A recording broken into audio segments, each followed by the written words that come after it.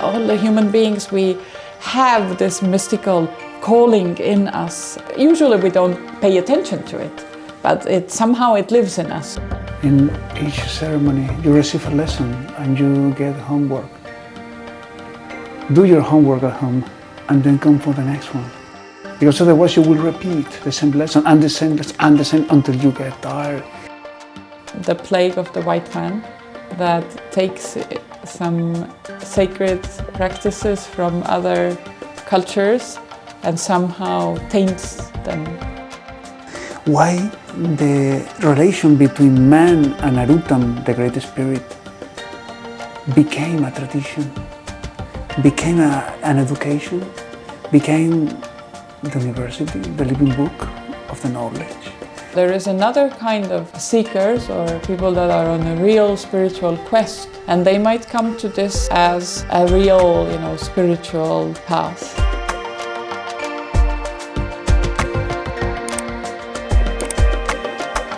For most of people in the Western society, it's possible to understand the depth of shamanism as we teach, as we practice in the jungle, spontaneously, naturally, how we do, or do you think they need help, at least on the first stages? Many times, shamanism is more related with a belief, with an experience, a sacred experience, with a religion, with a spiritual path.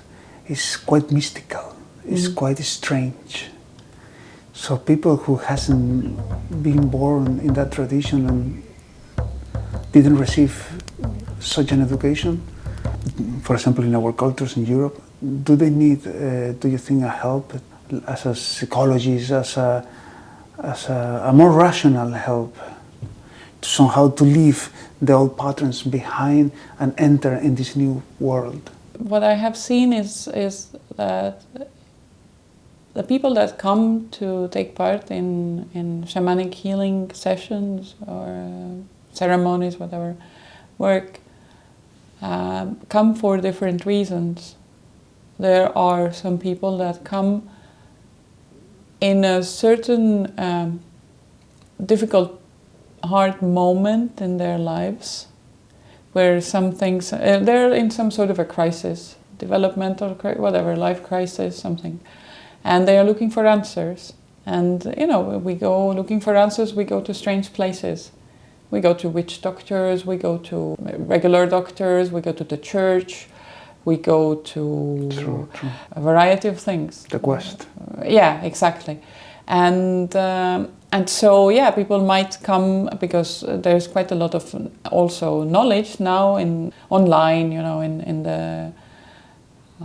on the common fields of information available about plant medicines and these traditions, and people have maybe seen documentaries or they have heard stories, and it's coming into the culture, and so they might be seeing this as beneficial, and they get somehow their answers, and then it's okay. They don't want to come back because they were really not looking for some ultimate truth. They didn't come for spiritual or philosophical reasons. They came for particular personal reasons, and once they found help, that's all right. And in those instances, maybe it is necessary a little bit sometimes in certain moments to share some sort of support or integration, or maybe just even between participants, to be able to share their experience a little bit, put it out there, and that's all right, and that's all it takes. But now there is another kind of seekers or people that are on a real spiritual quest, that are looking for some ultimate goal or the union or whatever it is, something in life, and they might come to this as a real, spiritual path, and that's a completely different story, because then they would come and stay on it, and it would become a part of their lives, their lifestyle. And those are always few, and I think, as far as I know, also in the traditional cultures, they were few. Yeah, yeah. And those people need much more particular kind of help, support, but not just help, but just like guidance and support and all kinds of different things. Although the path is individual for everyone, but you need teachers. And then, I think, when one is ready, then the teacher will appear.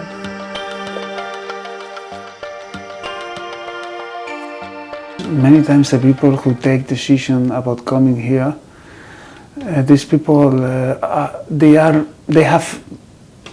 have partake in other kind of events. They have some little preparation, right? Yeah, but not always. Not always? No, not always. Do you think someone suddenly from a government office come here suddenly just to experience ayahuasca? Do you think people are so open? Yeah. It's always a first time, Because my thought is that people practice meditation, read some books, see some well, maybe videos, read some books and read something online, see some videos or this and that. But breath work. But not necessarily, because not everybody is, a new age,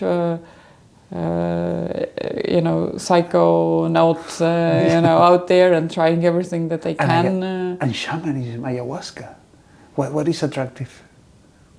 Because it's very magical, the way that it has been presented, and the last from the 60s to 70s, the hippie era, the flower power, and we have Castañeda books, and then we have this what's the guy, Garner something, writing about the cosmic wine, the wine of the souls, the cosmic serpent, all this the imagery. It's like something mystical. I think all the human beings, we have this mystical calling in us. Usually we don't pay attention to it, but somehow it lives in us, and so that frequency. And this, the way that, the plant medicines and ayahuasca and this things have been brought in, some literature and some cultural things, it has this shine of being something mystical. Sometimes it's curiosity and wanting to be different and get away from the trodden path and to be more creative or something. Sometimes it's maybe because they are disillusioned with all the other things. They are just wanting something different, and they are not sure what it should be, but they just know that whatever they feel around them feels somehow it's not it. And they don't know what they're looking for, but they know that they are looking for something different. Yeah, but this is almost a spiritual call. Yeah. But it's there is. I think that spirituality is something like a gradient. It's not like black or white. It's it can be. There are degrees, and perhaps this is one of the maybe one of the sometimes problems is that we try to set this very rigid framework. Is it spiritual? Is it religious? Or is it not? And like we try to point exactly, is it scientific? Is it spiritual? It's not one or the other. It's more delicate than that. Awareness. And this is feeling. And the awareness is developed through the practice and through the years.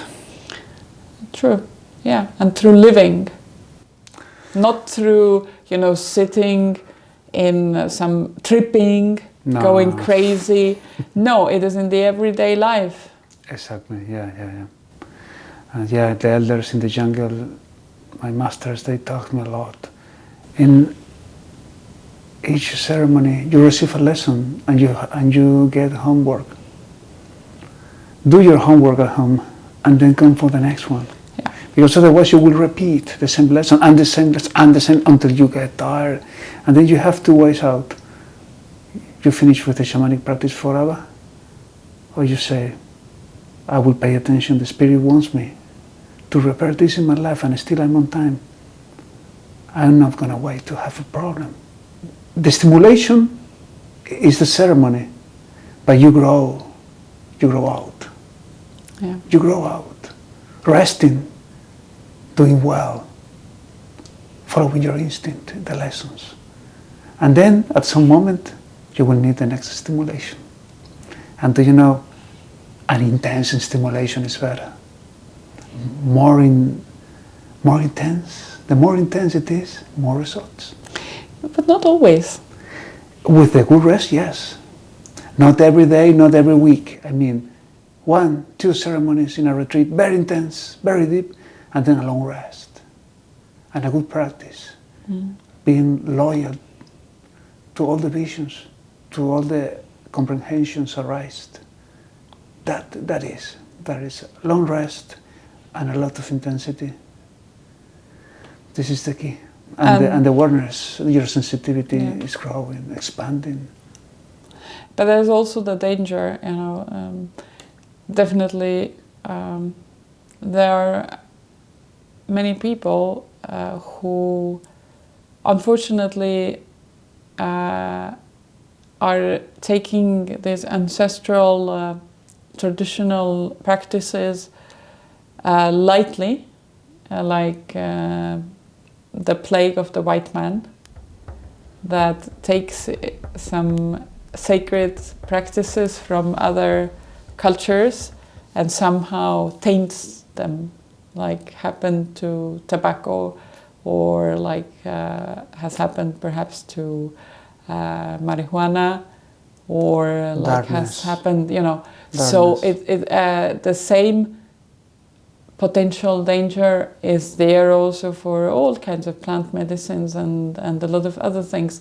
We see this with people that are working with the Eastern practices of Tantra, using life energy, and also spiritual practice. But in some cases, it has become just about sex, and kind of not always, but the dangers are there. Because somehow, I'm really not sure if this is everywhere, or is just somehow the Western culture that is plagued, especially plagued with these tendencies. Because I am a part of that culture, and I can't really compare.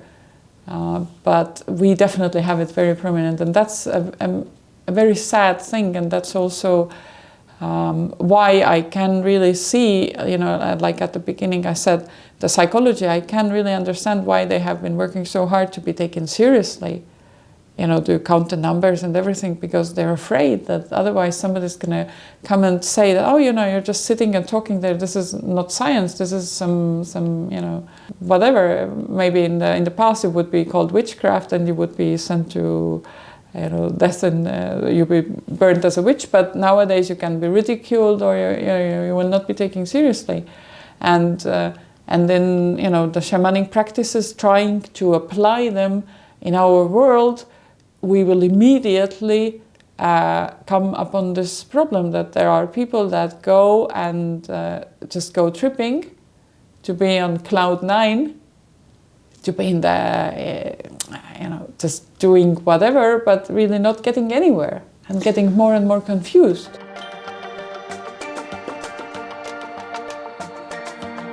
I think our culture is aggressive. We are the children of the war.